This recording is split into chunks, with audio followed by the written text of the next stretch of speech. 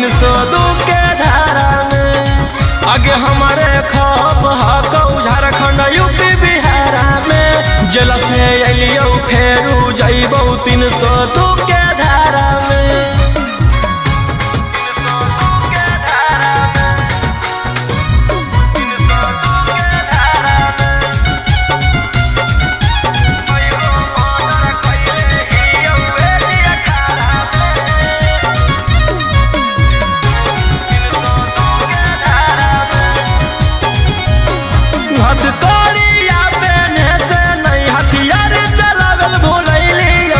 चूना चूना मारबौ जकर हटारा गटब बनैलियौ।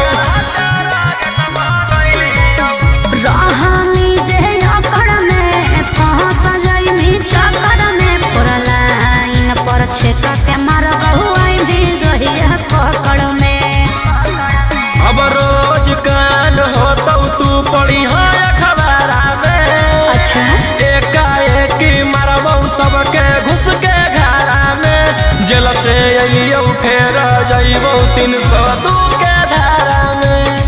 आगे हमारे खप हकौ झारखंड यूपी बिहार में। जेल से अलियो फेरू जइबौ 302 के धारा में।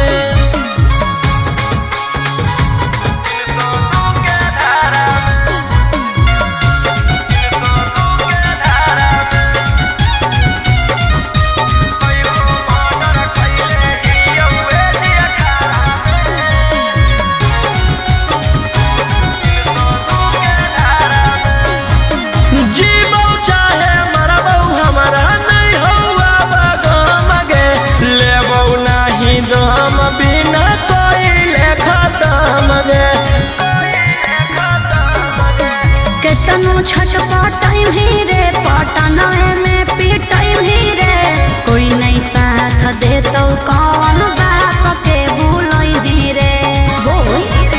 रोहिया उमाकांत के नाम है हथियारा में। लाशो नहीं पता चलतौ तोर एक इशारा में। जेल से अलियो फेर जइबौ 302 के धारा में। आगे हमारे खप हकौ झारखंड यूपी बिहार में। जेल से अलियो फेरू जइबौ 302